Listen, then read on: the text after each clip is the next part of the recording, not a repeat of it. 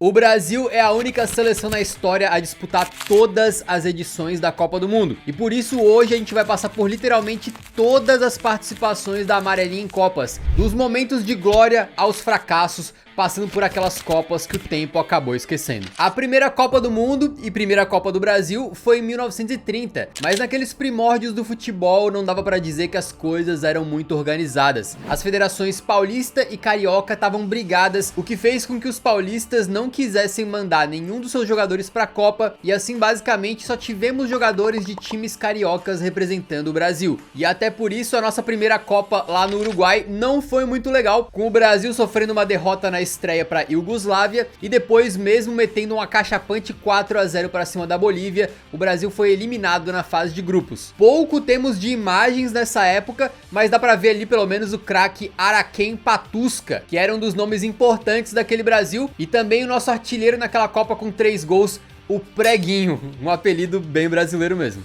Chega para 1934 e a antiga CBD, precursora da CBF, não aprendeu nada e dessa vez sequer queria levar jogadores profissionais para a Itália, enchendo a seleção com jogadores amadores, bem numa época em que o Brasil começava a profissionalizar o seu futebol, mas tinha quem fosse contra. Para não ficar com a seleção muito ruim, no final das contas eles deram um jeito de meio que contratar alguns jogadores profissionais, incluindo o lendário Leônidas da Silva, o Diamante Negro, que fez o nosso único gol nessa Copa, mas não adiantou. Com zero preparação e uma viagem longa de barco de quase 2 semanas, o Brasil fez apenas uma partida, tomando 3-1 da Espanha, e foi eliminado logo na primeira fase. Já para a Copa de 1938 na França, resolveram chamar os profissionais mesmo, apesar da seleção ser composta praticamente toda por jogadores de clubes cariocas. O Leônidas da Silva ainda era o craque da branquinha. Sim, o nosso principal uniforme era branco na época, a amarelinha chegaria só depois, e o Leônidas fez 3 gols no insano 6-5 contra a Polônia no primeiro jogo, direto nas oitavas. E diz a lenda que um dos gols ele marcou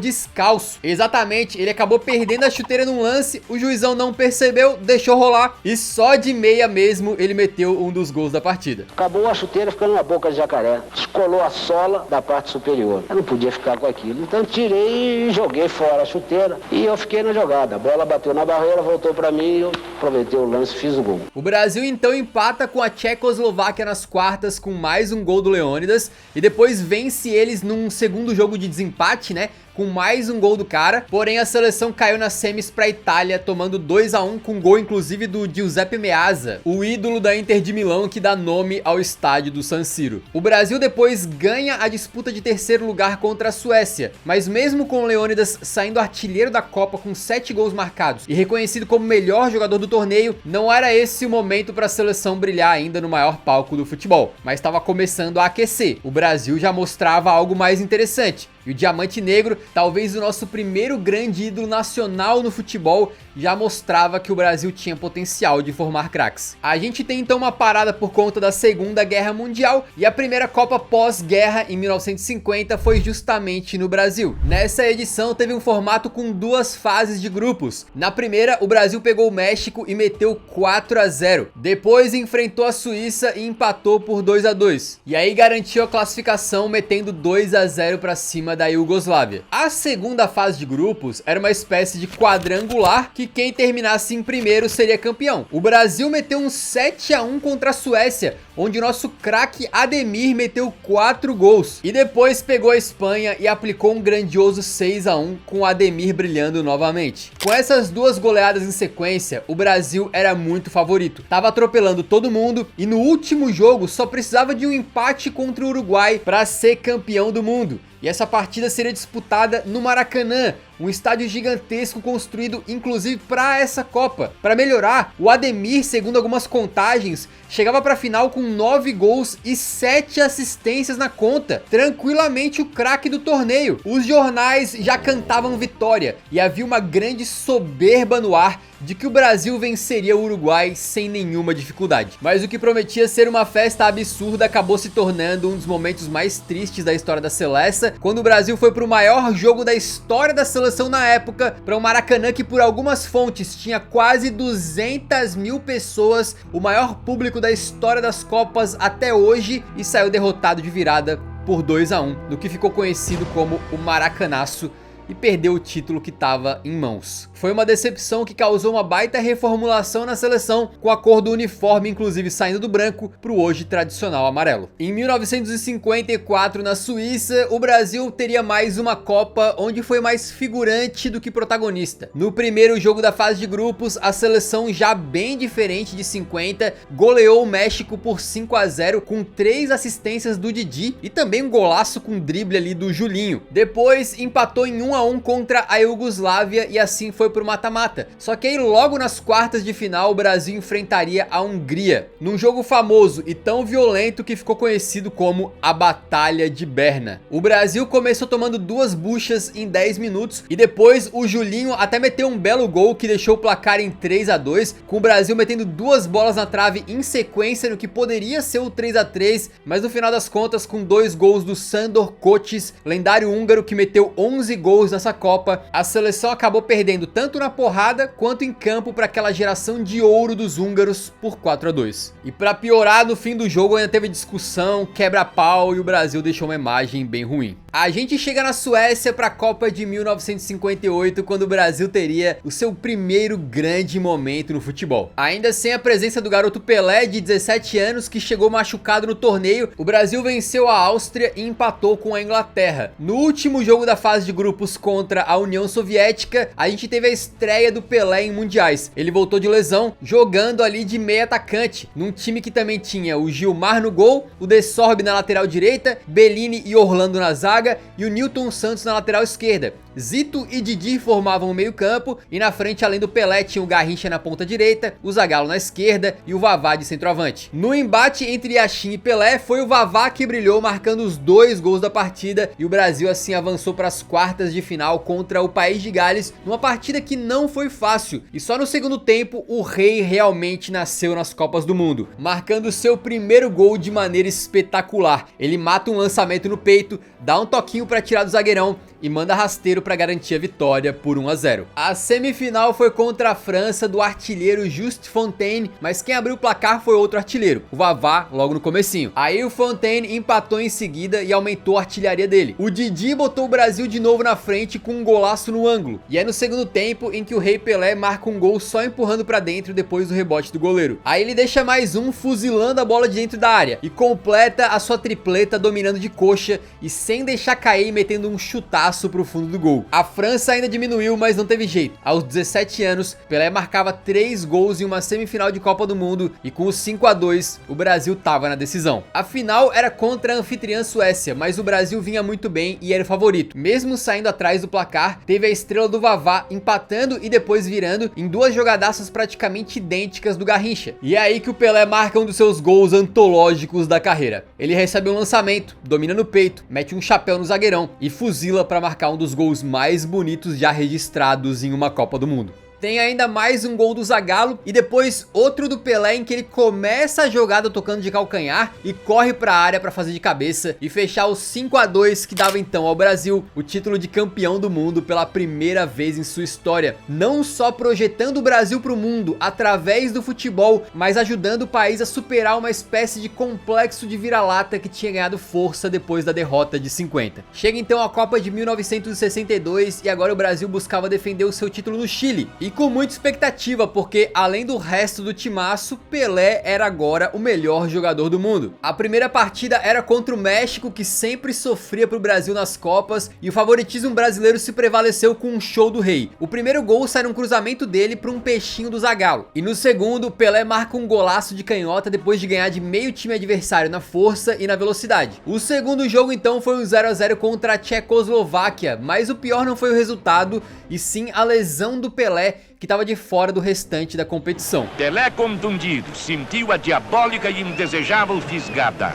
De fora do campo, ele viu o Brasil vencer a Espanha do Puskás, tá? De virada com 2-1, com 2 gols do Amarildo, que era justamente o substituto do Pelé para essa partida. Aliás, o segundo gol vem numa jogada absurda do imparável Garrincha, que dava o tom do que seria a Copa do Mané. Nas quartas contra a Inglaterra de Bob Charlton, coube ao Garrincha assumir a bronca na vitória por 3-1, com 2 gols dele e também uma assistência. Além de ter sido esse o jogo em que um cãozinho entra em campo campo, dribla o Garrincha e depois ele acabaria sendo adotado pelo Mané. Nas semis contra o anfitrião Chile, mais uma vez o Garrincha resolveu, com o Brasil vencendo por 4-2 com um golaço de canhota do homem, mais um gol de cabeça dele, outra assistência pro Vavá e aí o Vavá fechando também o placar. O Garrincha deitou e rolou, inclusive foi expulso nesse jogo, mas milagrosamente e de uma maneira que até hoje não foi muito bem explicada, liberaram ele para jogar a final. A decisão foi contra a Tchecoslováquia quando a história da última final se repetiu. O Brasil começou perdendo com um gol do Masopust, mas logo em seguida o Amarildo empatou com um golaço sem ângulo e ele mesmo depois dá assistência pro gol do Zito. No final, o Vavá se aproveita de uma falha do goleiro para fechar o placar e assim o Brasil era bicampeão da Copa do Mundo, com 14 jogadores que estavam também em 58 e agora ganharam o troféu pela segunda vez. E com Garrincha, claro, se eternizando como herói nacional.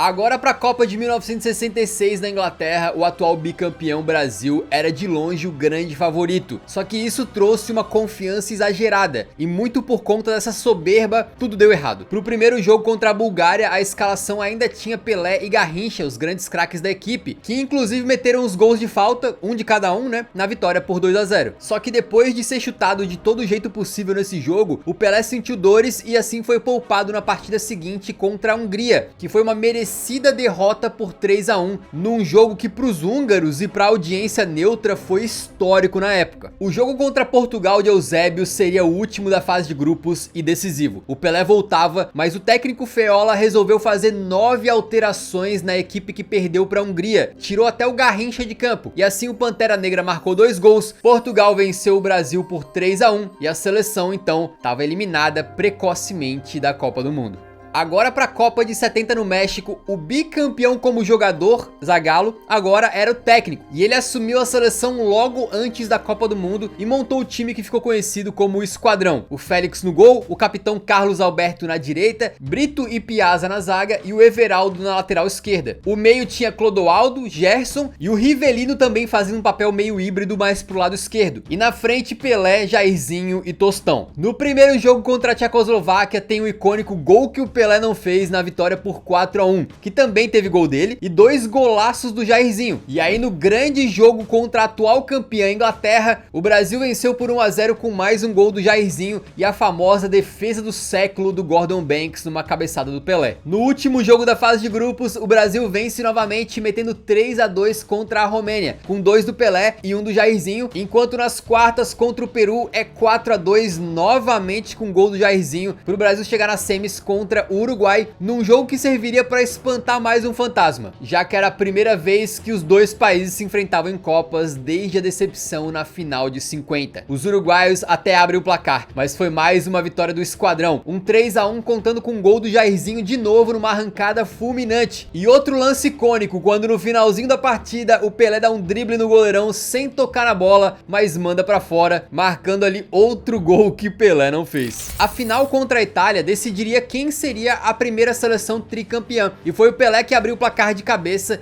e na comemoração foi até o Jairzinho, gerando uma das imagens mais icônicas da história do futebol. Depois de uma saída bizarra do goleiro Félix, o Boni Insenha empatou para os italianos, mas no segundo tempo o Gerson Canhotinha de Ouro colocou o Brasil na frente de novo, e o Pelé escorou para o Jairzinho ampliar. E aí, se você percebeu bem, eu fiz questão de falar todos os gols do Jairzinho, porque ele marcou em todos os jogos do Brasil nessa Copa do Mundo. Ainda deu tempo de mais um passe para gol do Pelé, agora tocando para o capitão Carlos Alberto Torres, que fechou a conta naquele gol histórico e coletivo que sacramentou o 4-1 e o Brasil do Esquadrão tricampeão mundial. Uma vitória que foi muito utilizada politicamente pela ditadura militar brasileira na época e ó, primeira vez que o povo brasileiro viu ao vivo o Brasil campeão pela TV, ok? Antes tinha sido só no radinho ou só a gravação dos jogos depois que eles já tinham acontecido.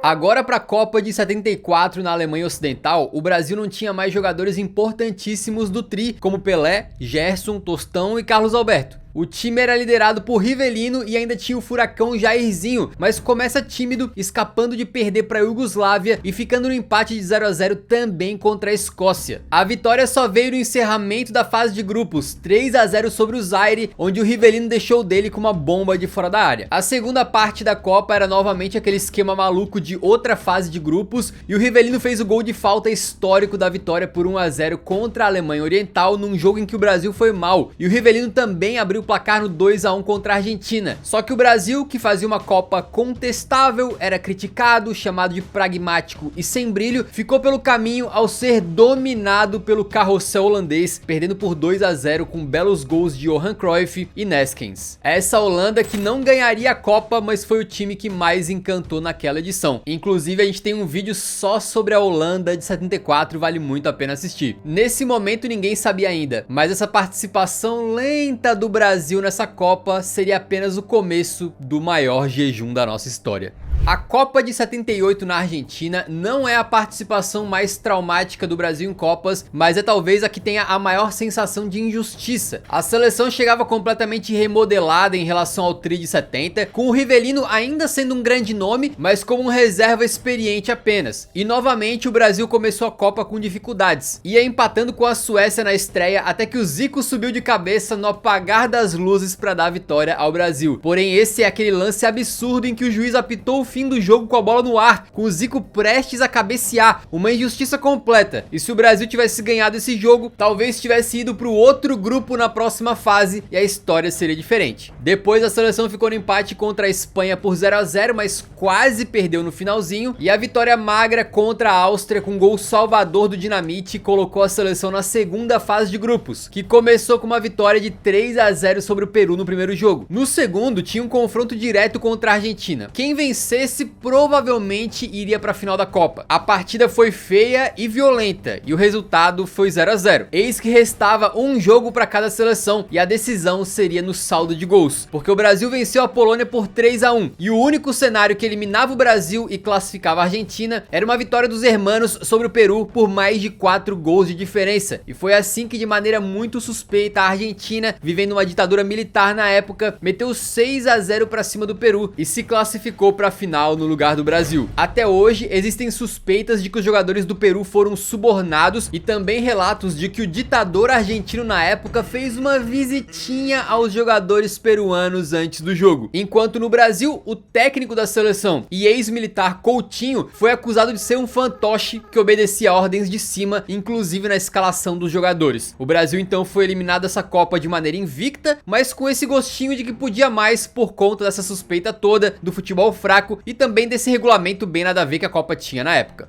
E para a Copa de 1982, talvez o Brasil não tivesse um time tão bom dessa maneira desde o tri de 70. A seleção era comandada pelo Tele Santana fora de campo e pelo Zico dentro dele, e é considerada até hoje uma das melhores da história das Copas. Na fase de grupos, o Brasil meteu 2 a 1 para cima da União Soviética de virada, com um golaço do Sócrates e um corta-luz fantástico do Falcão. Depois veio o 4 a 1 contra a Escócia e ainda um 4 a 0 para cima da Nova Zelândia, com o Zico botando os caras no bolso com 2 gols e 2 assistências. Com essas vitórias, a seleção ganhou corpo e favoritismo. O Brasil marcava golaços, convencia, e o próprio Zico, o Sócrates, o Falcão e outros viraram estrelas daquela Copa. E aí depois, na segunda fase de grupos, um 3 a 1 para sagrar a vingança contra os atuais campeões argentinos, em jogo que teve até a expulsão do Maradona no fim. Só que aí veio a infame tragédia do Sarriá. Quando o Brasil precisava apenas empatar para avançar de fase, a confiança do povo tava lá na altura com o possível tetra, mas como já vimos em outras Copas, confiança demais faz mal. E aí o atacante italiano Paolo Rossi destroçou o Brasil com 3 gols no jogo decisivo. A derrota por 3 a 2 causou a eliminação da seleção. E mesmo assim, pelo ótimo futebol que apresentou na Copa, a Canarinho foi celebrada pelo povo na volta ao Brasil, o que emocionou o técnico Tele Santana na época. Em 1986, no México, o Brasil chegava com problemas para a Copa. Renato Gaúcho foi excluído excluído do Mundial por indisciplina, e o lateral Leandro se solidarizou com ele e não se apresentou para a seleção. Sócrates e Júnior não estavam 100%, enquanto o Zico fazia o impossível para poder se recuperar de lesão a tempo e jogar a Copa. Para piorar, a disputa política na CBF fazia com que o planejamento da seleção tenha sido horrível, e o time mal tinha lugar determinado para treinar lá no México. Mesmo assim, seria mais um começo positivo da Canarinho, agora com caras como Casagrande e Careca, com o time fazendo 1 a 0 contra a Espanha na estreia, uma vitória que foi muito difícil, ainda mais porque o juiz não validou um gol legal espanhol, e também 1 a 0 sobre a Argélia, e depois encerrou a fase de grupos metendo 3 a 0 na Irlanda do Norte. Para melhorar, nas oitavas goleou a Polônia por 4 a 0. Então eram 4 vitórias nessa Copa, nenhum golzinho sequer tomado, para não dar em nada, porque nas quartas contra a França de Platini, o então machucado Zico entrou no meio do jogo, perdeu um pênalti e o jogo terminou 1 a 1. Nas cobranças alternadas, o Brasil perdeu 2 e ainda contou com azar, já que uma cobrança da França foi na trave e voltou nas costas do goleiro antes de entrar, e assim o Brasil foi eliminado precocemente mais uma vez. Foi o último jogo do Galinho com a amarelinha, que saiu de craque da seleção para, na cabeça de muitos, ser o vilão da eliminação. Para a Copa de 90, o Brasil vinha pressionado com vários problemas extracampo, com a concentração da seleção virando um vai e vem de parentes, empresários e outros, com a imprensa esportiva impedida de entrar lá, com jogadores lutando para receberem maiores valores de premiação e com um jejum de Copas que completaria 20 anos. O técnico Lazzaroni foi muito questionado por montar um time covarde e modorrento, e mais uma vez o Brasil ainda assim venceu todos os jogos da fase de grupos, com vitórias magras contra Suécia, Costa Rica e Escócia, mas logo nas oitavas contra a Argentina, o Brasil jogou melhor, meteu 3 bolas na trave, mas o Canidia abriu o placar para os hermanos no finalzinho depois de uma jogada absurda do Maradona, e com 1 a 0 o Brasil estava eliminado e se via cada vez mais distante da glória máxima. Isso, claro, até 1994 nos Estados Unidos. Eram 24 anos desde o Tri de 70, o maior jejum da história da seleção brasileira, e parecia que o jejum continuaria, porque nas eliminatórias o Brasil sofreu muito e só classificou para a Copa no último jogo, quando o Romário foi chamado e salvou o Brasil. Hoje a gente lembra do glorioso Tetra de 94, mas o fato é que o Brasil chegou desacreditado. Mesmo assim, na fase de grupos, o time do Parreira passou sem tantas dificuldades, metendo 2 a 0 na Rússia, 3 a 0 em Camarões e empatando em 1 a 1 contra a Suécia. O Romário, salvador das eliminatórias, meteu gol em todos esses jogos. Nas oitavas, o Brasil pegava os anfitriões Estados Unidos, que se fecharam na defesa. O brasileiro Leonardo foi expulso no primeiro tempo depois de uma agressão. O Romário perdeu um gol que a gente não imagina que ele poderia perder, mas depois de suar um pouco para quebrar o ferrolho americano, o próprio baixinho descola um baita passe pro Bebeto definir a vitória por 1 a 0. Nas quartas contra a Holanda, o Romário meteu gol e o Bebeto se eternizou, metendo um gol e fazendo aquela famosa e lendária celebração embalando o bebê, em referência ao seu filho que nasceria depois e também se tornaria jogador. A Holanda empatou em 2 a 2 e o Brasil só passou de fase por conta de um lendário também gol de falta do Branco, em que a bola só entrou porque o Romário teve o reflexo de tirar a sua bunda do caminho da pelota. Se fosse o Hulk ali, esse gol não teria saído. A semifinal era contra a Suécia e de novo o Romário perdeu um gol depois de driblar o goleiro, mas depois da Suécia ter um jogador expulso, o baixinho subiu de cabeça para sacramentar a suada vitória do Brasil por 1 a 0. A seleção então finalmente voltava a uma final de Copa do Mundo. E assim como a final de 70 contra a Itália definiria a primeira tricampeã mundial, em 94 a decisão contra eles definiria quem seria a primeira seleção tetracampeã. Os dois times tinham defesas sólidas e a Itália contava com a dupla Maldini e Baresi, dois dos melhores defensores da história do futebol, mas foi o Brasil quem buscou mais o ataque, com o Romário recebendo uma bola livre no segundo pau e mandando pra fora. Eu ressaltei os erros do Romário durante a Copa pra gente perceber que até os maiores craques são humanos e falham, e que de certa forma o contrário também pode acontecer, até as seleções mais falhadas e humanas, como essa do Brasil que teve muitas dificuldades antes da Copa e chegou desacreditada, também podem ser campeãs. Isso porque o jogo acabou 0 a 0 e nos pênaltis a sorte nos sorriu. Baresi mandou o pênalti dele na lua, o Massaro parou no Tafarel e o craque Roberto Baggio completou a festa da torcida brasileira. A seleção finalmente era a primeira tetracampeã mundial e Dunga, que tinha ficado marcado como a cara da seleção chata de 90, agora levantava a taça como capitão. Chegando em 98, o melhor jogador da Copa anterior, Romário, tinha uma pequena lesão e foi cortado. Ele ficou bastante chateado porque tinha certeza que conseguiria voltar a jogar na parte final da Copa, e mesmo assim não foi levado. Ainda assim, o Brasil tinha nomes fortes com alguns remanescentes do elenco campeão em 94, como Tafarel, Bebeto e Cafu, e novos craques como Roberto Carlos, Rivaldo e, claro, o principal deles, que tinha estado em 94 mas sem jogar, Ronaldo Fenômeno. Esse elenco do Zagallo venceu então a Escócia na estreia por 2-1 e depois o Marrocos por 3-0, e mesmo com a derrota para a Noruega no último jogo da fase de grupos, se classificou para as oitavas, metendo 4-1 contra os chilenos, num jogo que teve doblete do Ronaldo Fenômeno e também do César Sampaio. Depois, o Brasil venceu a Dinamarca nas quartas com o brilho do Rivaldo, que meteu 2 gols, e do Ronaldo, que meteu 2 assistências. E aí chegou na final de maneira épica, após empatar com a Holanda por 1-1, e nos pênaltis ver a estrela do Tafarel brilhar, com o goleiro pegando os penais de Cocu e Ronald de Boer. O Brasil era finalista pela segunda vez seguida. A decisão seria contra a França, que apesar de nunca ter chegado em uma final de Copa antes, tinha um bom time liderado pelo craque Zidane, e o Brasil não contava com a convulsão do Ronaldo. O Fenômeno passou mal pouco antes da final, foi colocado para jogar sem estar no seu melhor estado, fez uma final irreconhecível e viu outro craque, o Zizou, obliterar o Brasil com 2 gols de cabeça antes do Petit fechar o placar. 3-0, o Brasil era vice pela primeira e até hoje única vez numa derrota desmoralizante, com o sonho do Penta ficando para depois.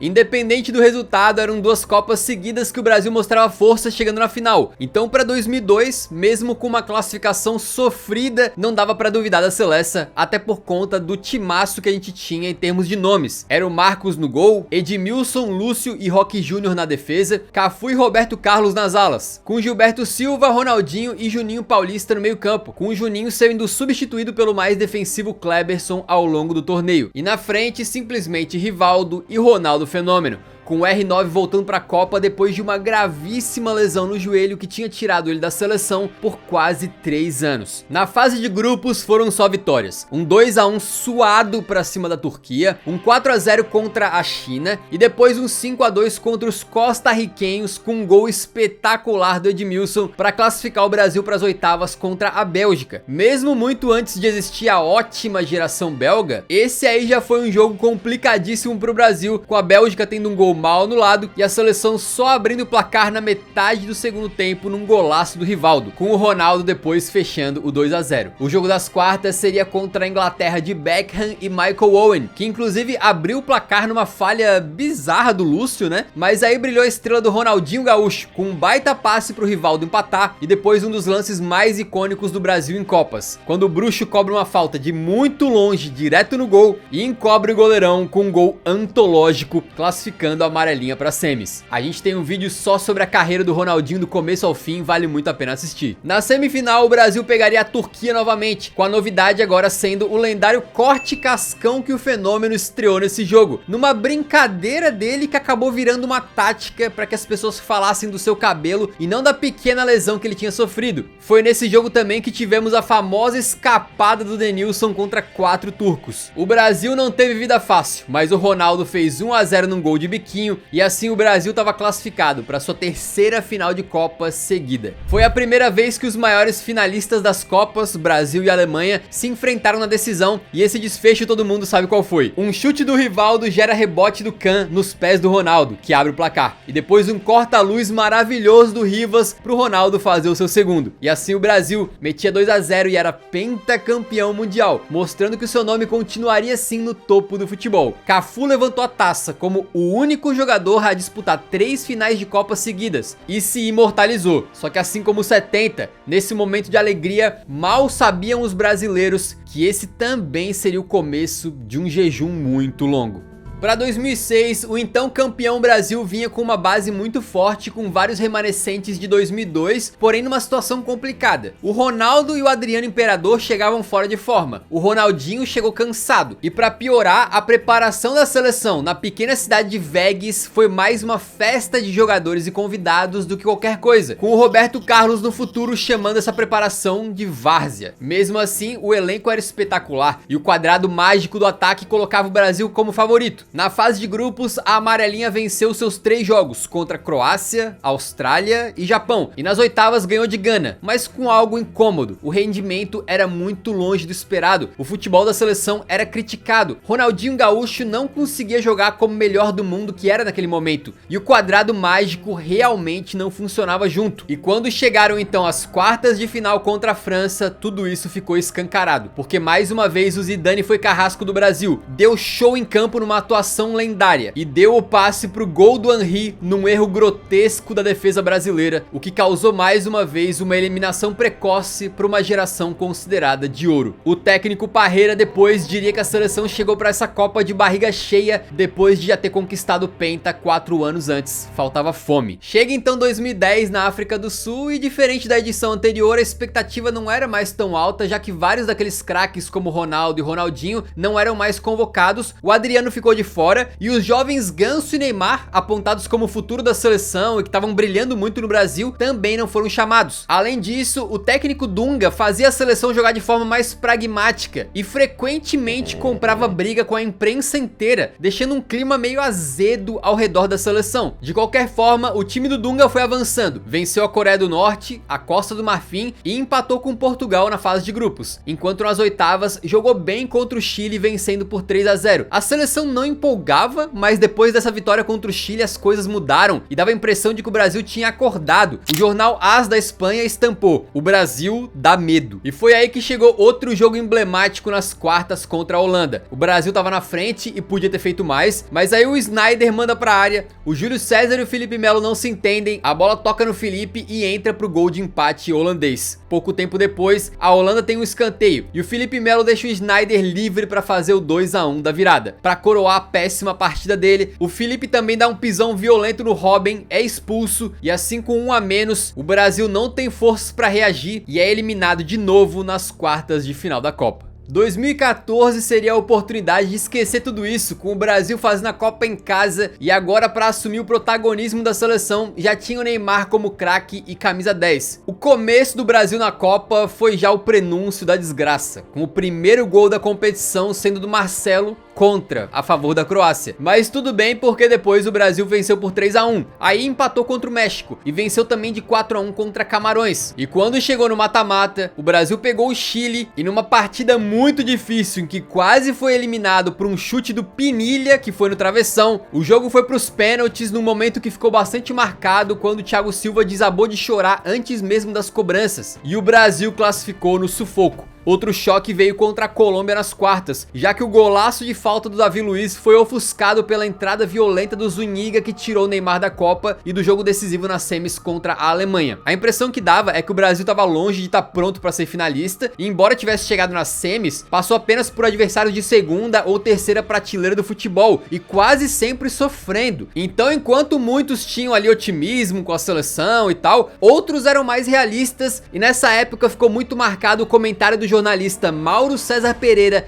criticando fortemente a seleção brasileira e temendo o pior. Péssimo futebol da seleção brasileira. Péssimo futebol. E o pior é que ele estava certo. Nas semis, o Brasil enfrentou a Alemanha no Mineirão e tomou de 7-1, num jogo que teve um período de apagão da seleção, é verdade, mas que também foi uma humilhação tática, técnica e mental. O Brasil superava o maracanaço de 50, para sofrer agora sim o maior vexame da sua história. E por que não, o maior vexame de uma seleção em todos os tempos. Para 2018 na Copa da Rússia, o Brasil precisava agora apagar o vexame histórico que tinha sido a sua última participação no torneio e tentar se reestabelecer como potência depois de muitos anos sem sequer conseguir chegar longe. Com o Neymar jogando no sacrifício, o Coutinho meio que assumiu o protagonismo com um golaço no empate contra a Suíça e também um gol na vitória contra a Costa Rica, com o Brasil também fazendo 2-0 contra a Sérvia na fase de grupos. Nas oitavas, o Brasil venceu o México com Neymar e Firmino marcando, mas as quartas seriam o nosso limite mais uma vez. Contra, agora sim, a ótima geração belga, o Fernandinho fez um gol contra para abrir o placar para os Diabos Vermelhos e no segundo gol o Lukaku passou que nem um trator pelo meio campo e deixou pro De Bruyne, que fez o segundo. O Renato Augusto ainda descontou, mas com o 2-1 o Brasil mais uma vez foi eliminado pro primeiro time forte que pegou na Copa e deixou o sonho do Hexa para a próxima edição. Em 2022 no Catar, o elenco do Brasil chegava bem mais encorpado, com o trabalho sólido do Tite e aquela base com Alisson, Thiago Silva, Casemiro e Neymar, além de nomes surgindo como o próprio Vinícius Júnior. O Brasil estreou com vitória de 2-0 contra a Sérvia, com aquele histórico gol de vôlei do Richarlison, e depois contra a Suíça num jogo difícil, o Casemiro salvou com um golaço. O terceiro jogo dos grupos foi uma derrota para Camarões, quando a seleção atuou com reservas e já classificada, então ninguém se importou muito. E nas oitavas de final, uma goleada contra a Coreia do Sul por 4-1, até que chegou o fatídico jogo contra a Croácia nas quartas, onde o meio-campo canarinho foi engolido pela trinca dos croatas. O Neymar abriu o placar já no final da prorrogação, mas faltando só 4 minutos, o Bruno Petkovic aproveitou um contra-ataque e levou o jogo para os pênaltis. Nas alternadas, o Rodrigo perdeu, o Marquinhos também. O Neymar sequer chegou a bater o pênalti dele, e com mais uma eliminação nas quartas, o Brasil então garantiu que pelo menos empataria com a marca de 94, encarando 24 anos de jejum entre 2002 e 2026, podendo, é claro, bater esse recorde.